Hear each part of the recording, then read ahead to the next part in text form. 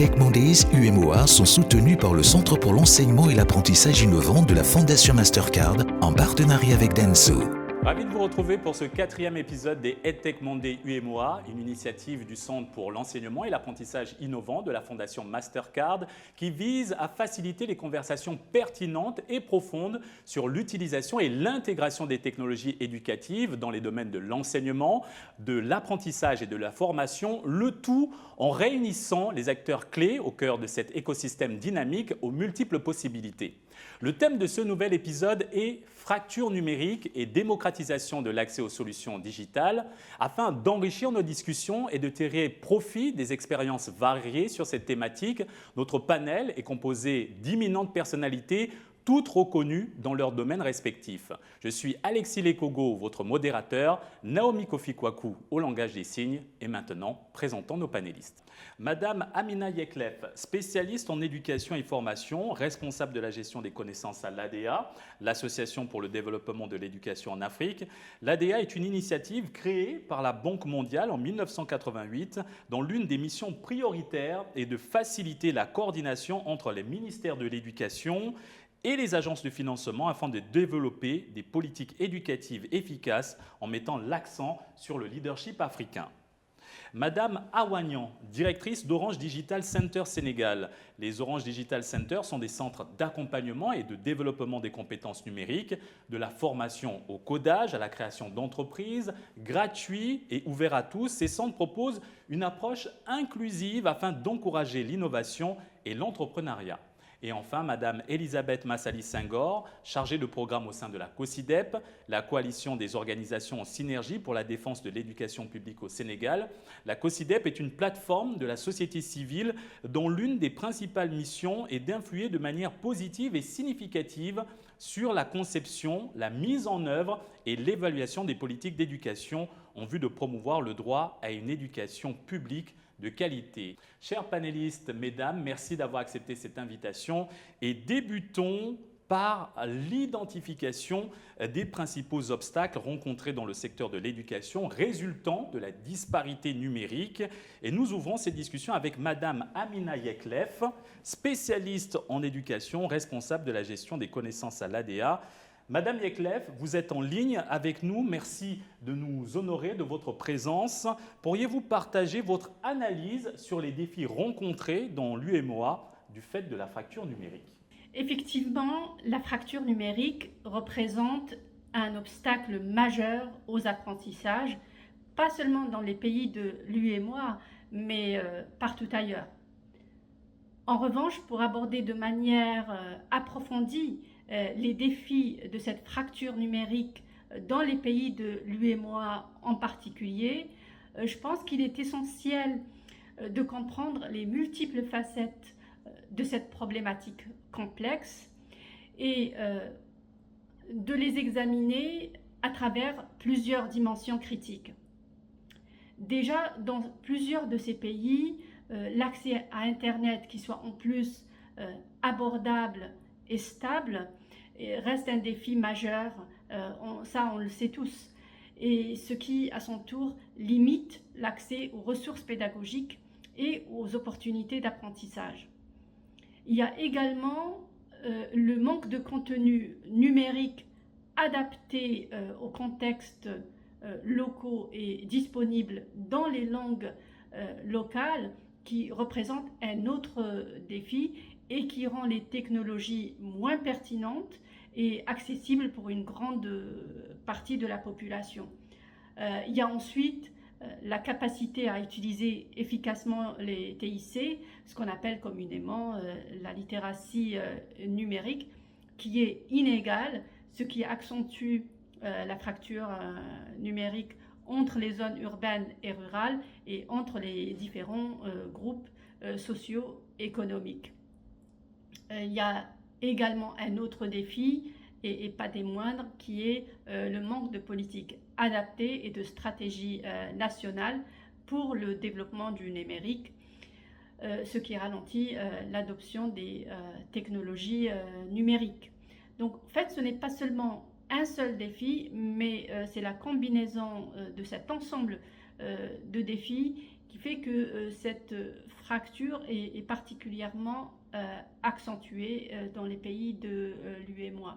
Et pour y remédier, je pense qu'il nous faut trouver des solutions au problème de l'infrastructure numérique et de faire en sorte que ces technologies soient abordables et accessibles, et de veiller en même temps à améliorer les compétences numériques aussi bien des élèves que des enseignants, et dans le même temps accompagner les pays à formuler des stratégies qui soient adaptées et pertinentes. Merci Madame Yeklev pour cette analyse pertinente et cette identification des facteurs clés qui participent à la fracture numérique dans la zone UEMOA. Mesdames, poursuivons. Quel regard portez-vous sur la fracture numérique dans la zone UEMOA, spécifiquement dans le domaine de l'éducation? Merci Alexis et bonjour Elisabeth. Oui, l'analyse très pertinente, comme vous venez de le dire, de Madame Amina ne nous laisse pas indifférentes. Elle a effectivement évoqué l'ensemble des défis, et des défis majeurs auxquels nous sommes tous confrontés dans nos pays de présence. Je rajouterai juste peut-être un point sur l'équité territoriale. Elle a parlé effectivement de la fracture qu'on pouvait avoir entre l'urbain et le rural, mais moi je dirais globalement qu'on a aussi un gros défi sur tout ce qui concerne en fait cette équité territoriale, quelle que puisse être en fait la région ou le pays dans lequel on se trouve. Donc effectivement, des défis majeurs qui appellent à réflexion et sur lesquels voilà, nous travaillons tous au quotidien en ce qui concerne donc cette éducation numérique qui nous tient tant à cœur. Madame Senghor, qu'en est-il de votre avis? Oui, merci Alexis. Je pense que l'analyse de Madame Yeklev est très pertinente, comme l'a dit Awa, parce que parler aujourd'hui de la fracture numérique, c'est pointer du doigt la question de l'égalité des chances entre le milieu urbain et le milieu rural. Et ça m'amène à me poser la question de la politique de promotion des outils numériques ou de numérique au Sénégal. Elle a parlé de la zone UEMOA, mais aujourd'hui, l'un des principaux défis au Sénégal, c'est l'absence d'une véritable politique. L'État affiche une petite volonté avec des initiatives par-ci, par-là, mais je pense que le plaidoyer est apporté pour qu'on ait une véritable politique concernant la stratégie de promotion du numérique, pour ne pas davantage creuser les disparités qui existent déjà dans le système éducatif. Merci mesdames. Et justement, en parlant d'engagement des gouvernements, merci de l'avoir souligné Madame Senghor. Madame Yeklev, comment l'ADA travaille-t-elle avec les gouvernements et les partenaires internationaux pour développer des politiques d'éducation numérique adaptées aux besoins spécifiques de chaque pays membre? Et quelle est votre approche? L'ADA joue un rôle clé en facilitant la collaboration entre les gouvernements de l'UEMOA, les partenaires internationaux et les acteurs locaux pour concevoir de telles politiques. Et l'ADEA considère les pays comme acteurs clés et elle se donne comme mission de créer un espace de dialogue et d'échange d'expériences en matière de politique éducative adaptée. Comme par exemple l'atelier sur le paysage EdTech de l'UEMOA en novembre à Abidjan, où on a souligné le potentiel des technologies éducatives pour répondre aux besoins éducatifs spécifiques des pays de l'UEMOA. Merci Madame Yeklev. En effet, on le constate, le développement de politiques efficaces pour l'inclusion numérique et l'utilisation des outils digitaux dans le domaine de l'éducation est très importante sur notre continent.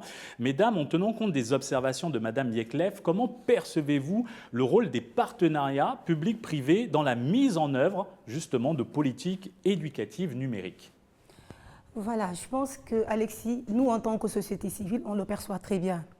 Je le dis pourquoi, parce que la question du financement de l'éducation, je vais parler pour le cas du Sénégal où tout le monde dit que l'État investit beaucoup, plus de 20% qui est la norme établie par le partenariat mondial.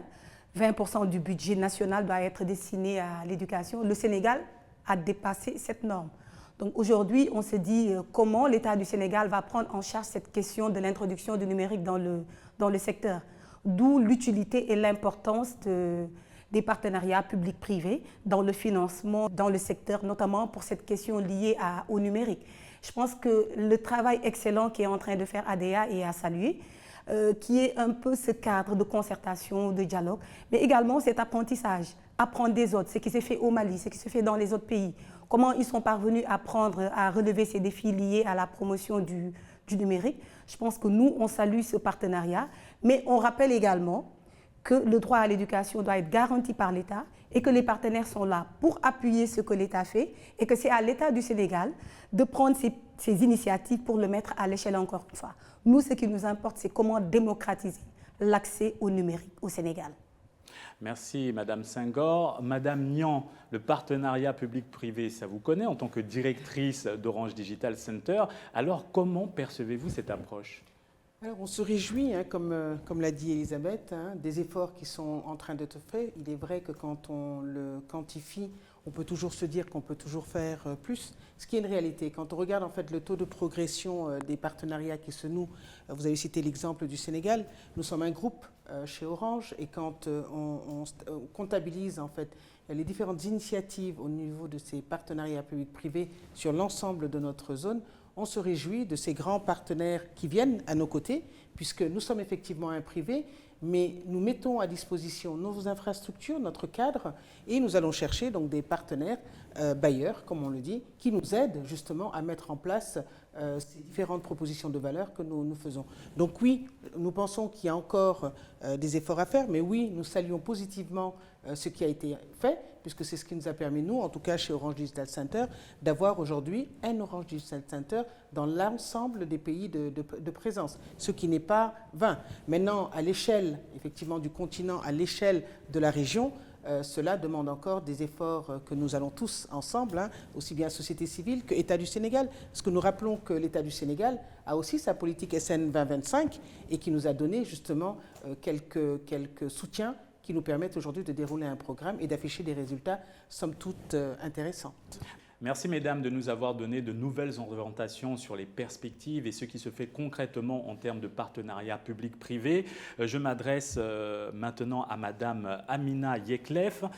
Quels sont à présent les défis liés à l'intégration des outils numériques dans les pratiques pédagogiques et quelles sont les meilleures pratiques pour les surmonter? Alors, effectivement, intégrer les outils numériques dans les pratiques pédagogiques présente plusieurs défis, à commencer par le manque de formation des enseignants, qui est un défi majeur dans les pays de l'UEMOA. Alors, les enseignants ont des niveaux hétérogènes de formation en matière d'utilisation des outils numériques qui varient considérablement entre les pays membres. Alors, en plus des défis liés à l'infrastructure et à la résistance au changement.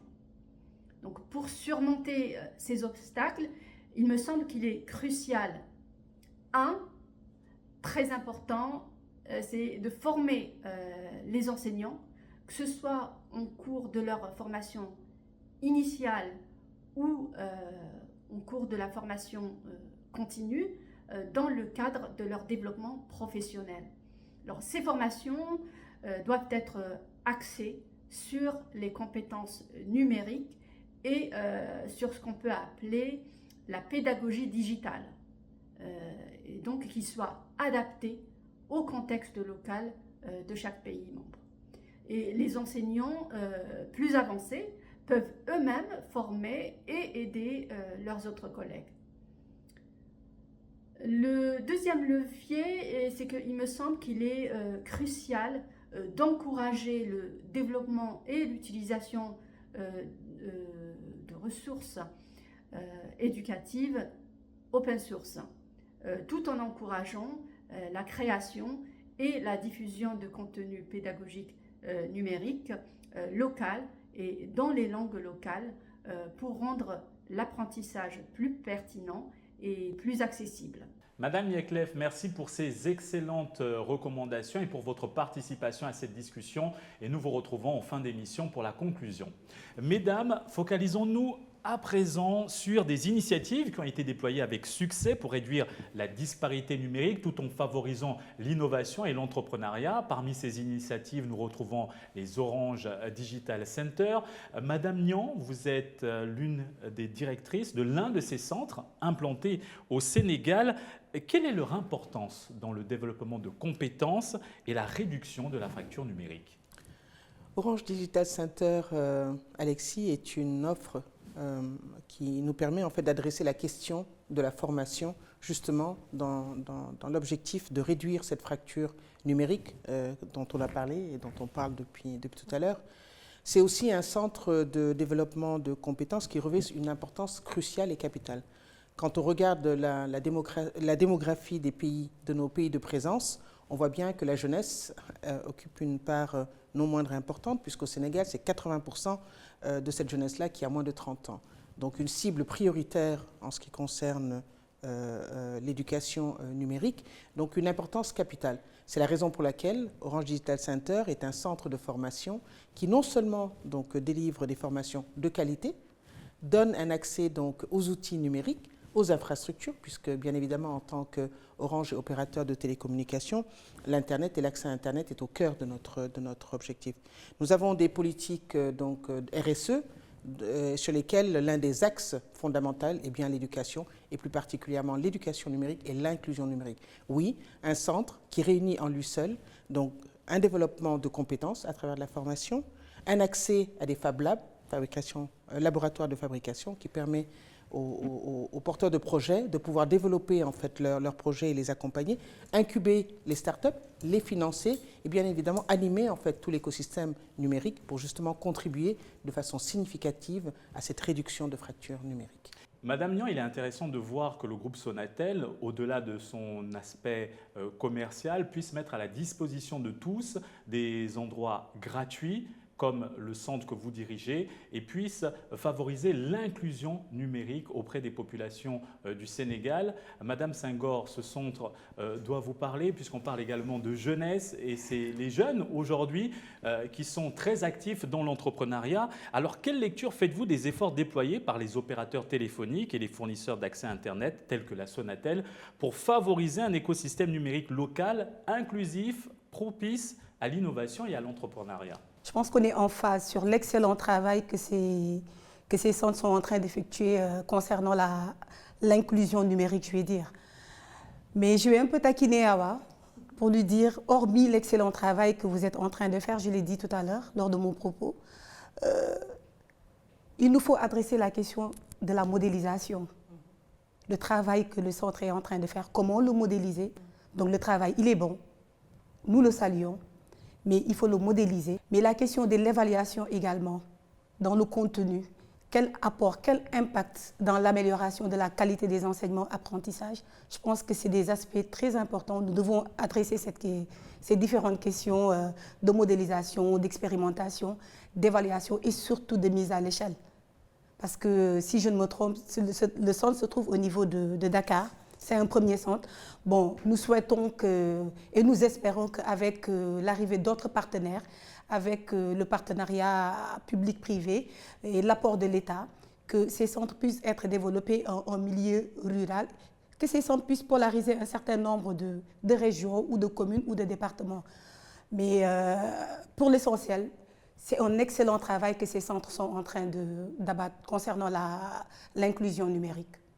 Merci Madame Senghor, c'est bien sûr le fer de lance de la COSYDEP, identifier ce qui peut être amélioré dans le secteur de l'éducation au Sénégal. Et ce plateau est également là pour créer des synergies entre les participants et les différents intervenants. Madame Niang, qu'en est-il du rôle des opérateurs téléphoniques, vu qu'on parle d'éducation, dans l'accès aux technologies éducatives dans la région de l'UEMOA?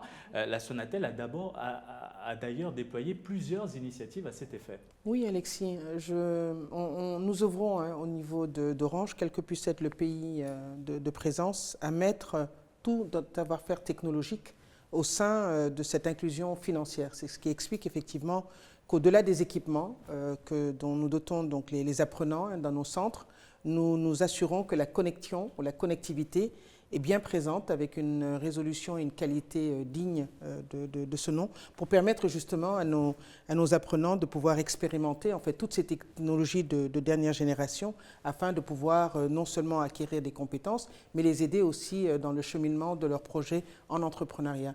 Nous venons de lancer dans la plupart de nos pays la 5G et justement au sein de l'Orange Digital Center du Sénégal, nous disposons d'un 5G Lab qui permet justement à tous nos apprenants, à nos bénéficiaires, de pouvoir expérimenter, non seulement encore une fois, comme je le disais, leurs projets, venir donc expérimenter et même prototyper en fait leur projet, puisque nous rappelons que le Fab Lab permet donc de faire l'idéation des projets, mais surtout acquérir en fait des compétences numériques et développer ces compétences-là, puisque les formations qui sont offertes sont aussi des formations certifiantes. Tout à l'heure, Elisabeth parlait des partenariats donc avec les institutions à la pédagogie, avec les universités. Nous avons aussi des formations de qualité et c'est bien ça, le savoir-faire technologique des opérateurs et plus particulièrement de Orange, qui est mis au service de l'éducation, mais d'une éducation de qualité. Mesdames, à présent, intéressons-nous à l'impact de l'accès aux outils numériques sur les apprenants et les enseignants, ainsi qu'à l'importance cruciale de leur démocratisation. Madame Senghor, en tant que chargée de programme au sein de la COSIDEP, quels sont les changements les plus significatifs observés dans les méthodes d'enseignement et d'apprentissage depuis l'introduction progressive des outils numériques dans les salles de classe? Oui, je pense qu'il y a eu d'importants changements. Et l'un des premiers changements qui est très significatif, c'est l'amélioration de la qualité des enseignements et apprentissages. Je m'explique. La dernière décennie, l'État du Sénégal avait procédé à un recrutement massif d'enseignants non qualifiés, qui étaient vraiment au niveau des classes et qui n'avaient pas bénéficié d'une formation initiale. Avec l'introduction des outils numériques, ça a permis à ces enseignants d'être formés, quel que soit le lieu où ils se trouvent. Et c'est un peu là une validation du savoir-faire pédagogique. Donc c'était une opportunité pour un peu prendre en charge cette question de la qualité des enseignants, qui dépend un peu de la qualification de l'enseignant. Mettre un enseignant formé dans une salle de classe garantit mieux des résultats de qualité qu'un enseignant non formé. Donc ça, c'est un premier changement, un impact significatif qui est la validation, ce qu'on dit, la capitalisation du savoir-faire pédagogique avec la formation des enseignants qui n'avaient pas subi une formation initiale par l'outil numérique. L'autre changement significatif, c'est vraiment la diversification des approches, des contenus pédagogiques. Aujourd'hui, les enseignements apprentissages sont plus concrets, plus attrayants pour l'élève. On parle de pédagogie active, où on a en face 3 éléments. L'élève, l'outil et l'enseignant. L'enseignant n'est plus détenteur de la connaissance absolue. Aujourd'hui, il y a l'élève qui est là et qui est un acteur principal de sa connaissance. Aujourd'hui, l'élève construit son savoir, mais ne reçoit pas seulement un savoir qui est déjà là et qui est dispensé par l'enseignant. Ça, c'est un élément important.